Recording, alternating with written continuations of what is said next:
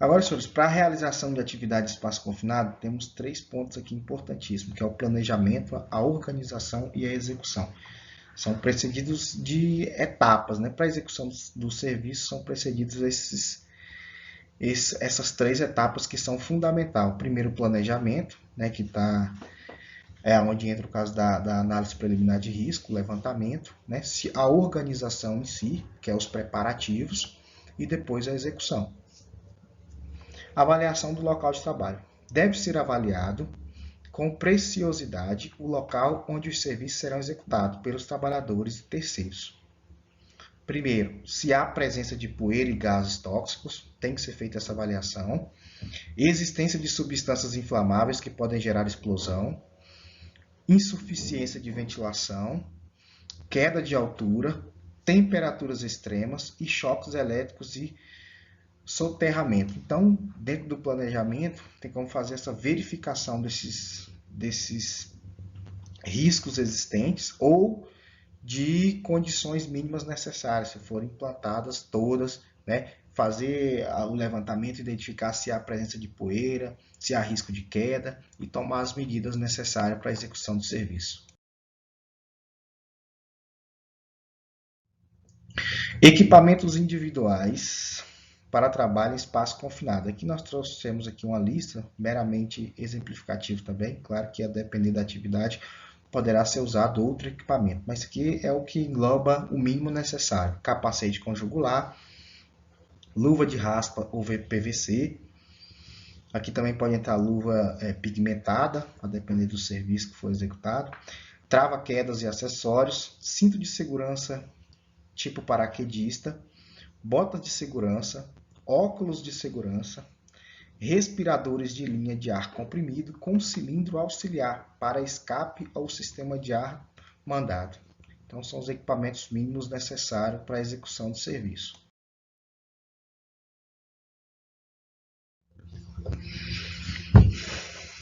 Equipamentos de proteção coletiva utilizados no nosso espaço confinado. Ventilador, insuflador de ar. Tá esse ventilador aqui, senhores. Essa é a primeira imagem aqui, que é o nosso exaustor, né?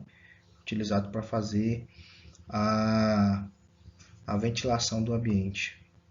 Rádio comunicadores. Aqui não tem nenhum exemplo de rádio, mas esses rádios também são equipamentos coletivos utilizados para comunicação dentro dos ambientes. Monopés e o tripés, que é essa estrutura aqui essa segunda imagem, que é a estrutura de tanto para o trabalhador acessar como para acesso e saída dos trabalhadores. Equipamentos de resgate, que é toda a parte de prancha, a estrutura em si, cabos, que é a parte ali onde executa o resgate de um trabalhador na ocorrência de um acidente. Cadeira para acesso sem escada, né? Tem locais que o espaço confinado não tem cadeira, não tem escada, então tem uma cadeirinha ou dispositivo de segurança para travar no cinto de segurança para que o trabalhador possa acessar o determinado local. Cabos de aço, detectores de gases portáteis, né? Eu já mencionei sobre o detector de gases, essa terceira imagem aqui, esse detector de gases. Lembrando que o seu posicionamento é sempre próximo das vias respiratórias, né, para fazer a detecção do gás em determinado local. Explosímetros, lanternas apropriadas e extintores de incêndio. Então, são complementos de equipamentos coletivos existentes para o desenvolvimento da atividade em espaços confinados. Na história, senhores, aqui é o passado, como eram as atividades antes realizadas no espaço confinado. Claro que já tinha uma preocupação, isso gerou em função de muitos acidentes que ocorreram, e o meio que eles utilizavam antes, né, era usar pássaros, né? O pessoal adentrava locais com os pássaros, se eles porventura parassem de piar, né, ou desmaiassem, ou acontecesse algo grave com os pardais, era o momento que os trabalhadores tinham que evacuar os locais. Olha só aqui, ó. Durante séculos foram utilizados no interior das minas de carvão, canários, para controlar a qualidade do ar. Os mineiros entravam carregando gaiolas com as aves. Se elas desmaiassem, todos evacuavam do local. Então, o trabalhador em si ele já tinha uma preocupação. Hoje, com as medidas de seguro, com a evolução, né? Hoje tem os detectores, tem equipamentos mecânicos para fazer a troca do ar. Então, hoje as coisas estão bem melhores, mas ainda assim, muitos empregadores ignoram os riscos e colocam trabalhadores em situações complicadas. Então, tinha-se já essa preocupação, trabalhadores entravam nesses locais nocivos, mas olha os meios, né, que era usado antigamente para saber se o local era perigoso ou não. Tem outro exemplo aqui no próximo slide.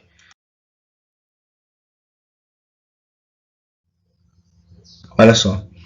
Outra técnica para detecção de gases utilizadas, sobretudo em silos e elevadores de grãos, consistia em retirar 2 ramos de verde e lançar eles dentro da estrutura.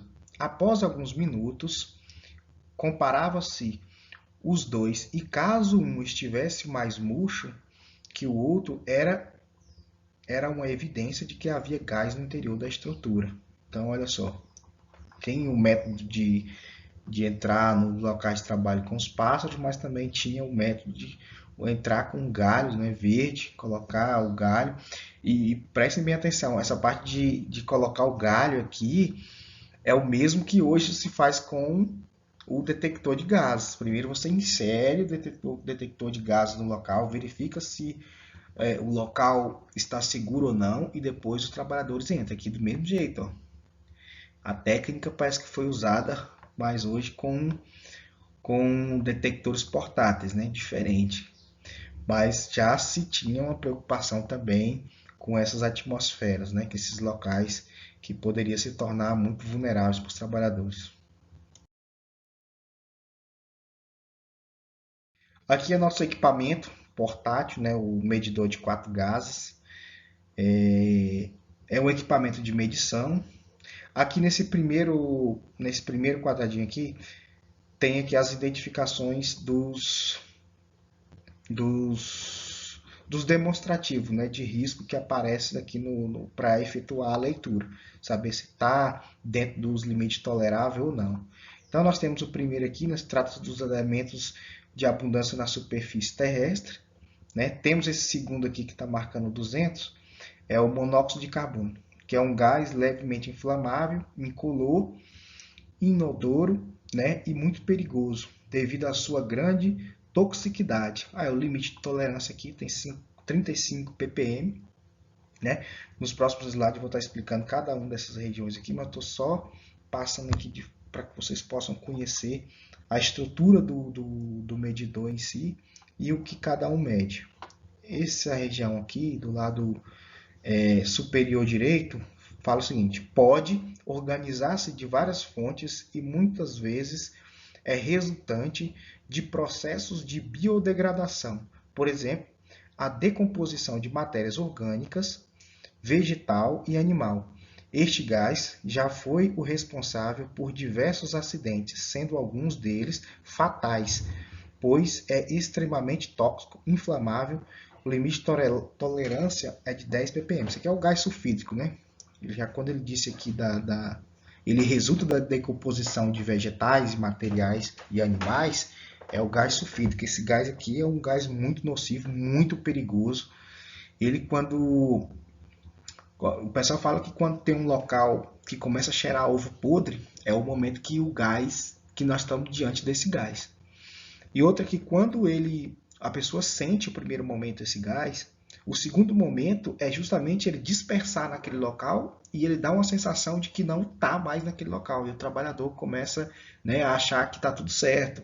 Mas depois ele volta, né, que ele já está em todos os locais, o trabalhador continua inalando ali em pequenas quantidades e acaba desmaiando ou vindo até a óbito. Então tem que tomar bastante cuidado com esse gás sulfídrico, que é um dos mais letais que tem dentro dos locais confinados.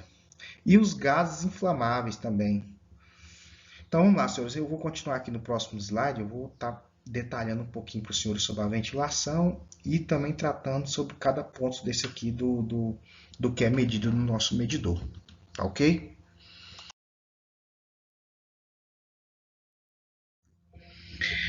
Riscos atmosféricos, os gases. Então, temos os gases inflamáveis, os tóxicos e os asfixiantes. Aqui nos inflamáveis nós temos o gás metano, né, o butano, o GLP, que é o gás liquefeito de petróleo. Nós temos também o gás natural, o hidrogênio e o vapor de gasolina e álcool. Então aqui está entre os da categoria de inflamáveis. Os tóxicos nós temos o cloro, a amônia, monóxido de carbono, gás sulfídrico. Desculpa. E aqui nos asfixiantes nós temos o nitrogênio, argônio, o dióxido de carbono. Então nós temos essas três categorias aqui e vamos estar trabalhando cada uma delas aqui. Riscos atmosféricos. Atmosferas imediatamente perigosas à vida e à saúde do trabalhador. Eu trouxe aqui algumas imagens representativas desses riscos atmosféricos também. Vamos acompanhando aí. Riscos atmosféricos, o IPVS. Atmosfera IPVS, que é a atmosfera imediatamente perigosa à vida ou à saúde. Qualquer atmosfera, o que é essa atmosfera aqui perigosa? É qualquer atmosfera que apresente risco imediato à vida ou produza imediato efeito debilitante à saúde do colaborador.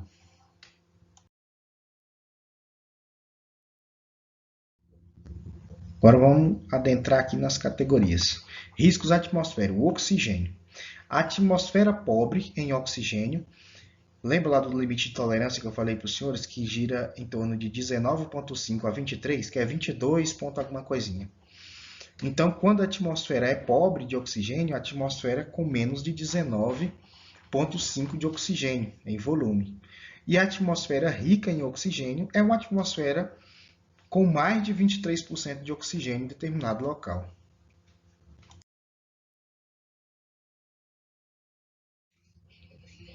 Que continuando no oxigênio. Então, quando nós estivermos diante de um oxigênio com mínimo de 19, com menos do mínimo, né, que é o 19,5, nós temos aqui algumas características que pode acontecer nesses locais, né?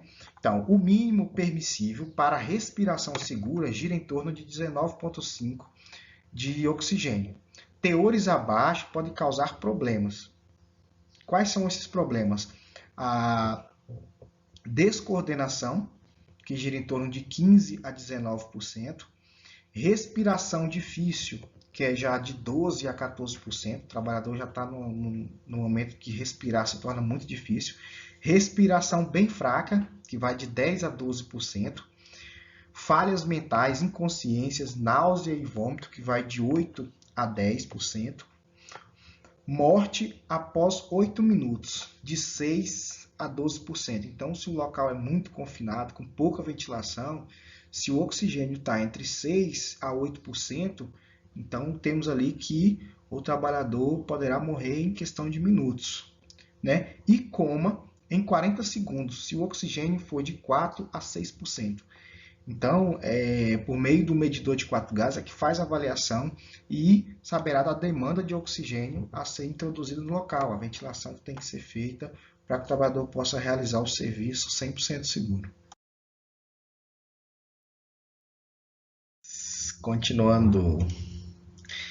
O enriquecimento de oxigênio torna o espaço confinado perigoso, pois em altas concentrações, estes elementos se tornam tóxicos ao nosso organismo, além de causar incrementos na faixa de explosividade dos gases combustíveis, propiciando queima violenta. Aqui tem um exemplo de alimentação com oxigênio, né? Se for a alta concentração, pode provocar também incêndio, explosões e danos à saúde do trabalhador. Aí aqui é muito importante porque tem que ser evitado, nesses momentos de espaço confinado, a utilização de qualquer material, dispositivo que provoque centelhas, né?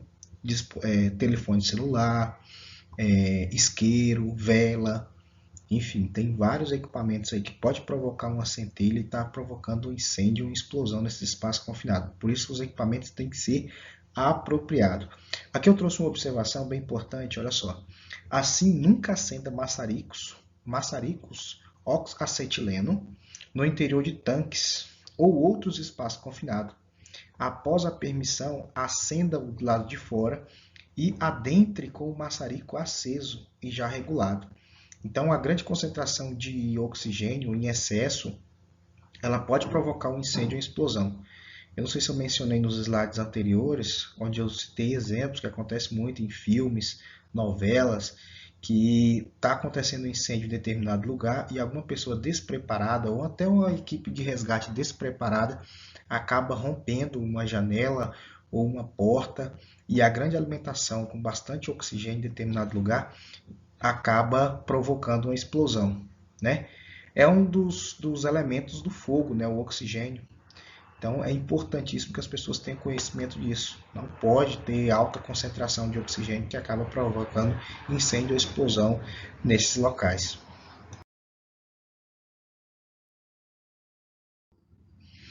Risco atmosférico, monóxido de carbono, CO, monóxido de carbono. Por não possuir odor e cor, este nocivo gás pode permanecer por muito tempo em ambientes confinados, sem que o ser humano tome providências de ventilar ou exaurir o local. O exposto poderá sentir, olha só, o que o funcionário pode sentir em função da inalação do monóxido de carbono. Dor de cabeça, né, com 200 ppm, palpitação de 1.000 a 2.000 ppm, inconsciência de 2.000 a 2.500 e morte em 4.000 ppm. Então tem que tomar bastante cuidado, tá, senhores?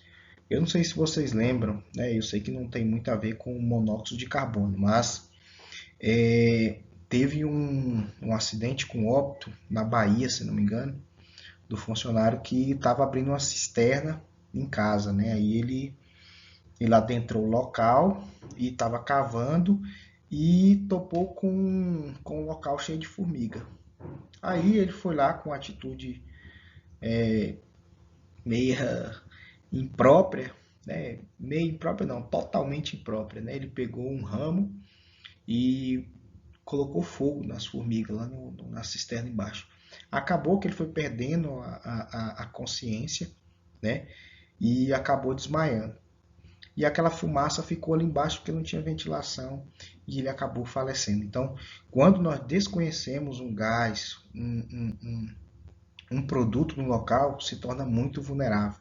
Por isso que tem que ser garantida a ventilação, os trabalhadores têm que receber o treinamento, porque se não tiver os conhecimentos, a pessoa acaba, né, até indo a óbito em função do desconhecimento do local.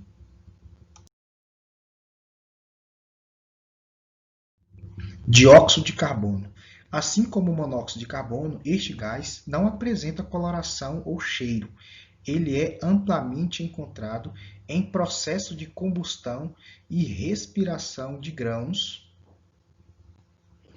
e sementes. O exposto poderá sentir dor de cabeça, vestigem, pele cianótica, inconsciência e morte. Então, esses gases onde o trabalhador ele não percebe que assim esse gás que não apresenta característica, né, de coloração nem cheiro, ele se torna também um gás muito vulnerável para o trabalhador, porque ele desconhece do que está sendo inalado, né, e acaba provocando um acidente fatal muitas das vezes, porque ali o ambiente, a pessoa acha que está tudo 100% e acaba vindo a óbito, ou um acidente grave, né, até a sua remoção.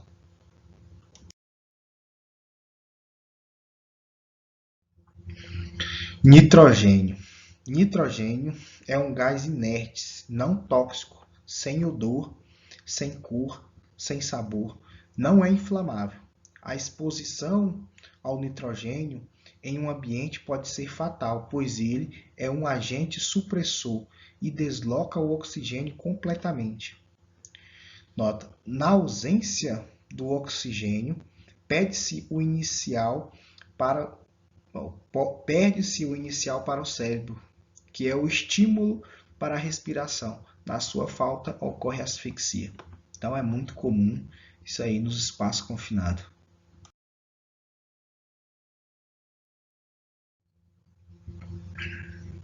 Que é o gás sulfídrico. É um gás incolor e altamente tóxico. Aí vamos ver os efeitos aqui do gás sulfídrico. As concentrações dele aqui de 0,5 ou 0,05 a 5, né? Tempo de exposição, se o trabalhador ficar em tempo de exposição superior a 1 minuto. Detecção do odor característico. Aí de 10 a 30, de 6 a 8 horas, né? Irritação nos olhos, é o que pode ser provocado. De 50 a 100 ppm por 30 minutos ou 1 hora, né? Conjuntivite, dificuldades de respiração. Aí de 150 a 200, 2 minutos. De 2 a 15 minutos tem a perda do olfato, né? De 200 ppm a 350, de 2 a 15 minutos causa irritação nos olhos. De 350 a 400, se a exposição for de 2 a 15 minutos, causa inconsciência e convulsão. De 500 a 600, por uma exposição de 2 a 15 minutos, causa distúrbios respiratório e circulatório. E 700 ppm a 1500, de até 2 minutos, causa colapso ou até a morte do trabalhador. Então é um dos gases mais perigosos que tem, onde o trabalhador pode estar exposto, que tem que ser tomadas as medidas necessárias.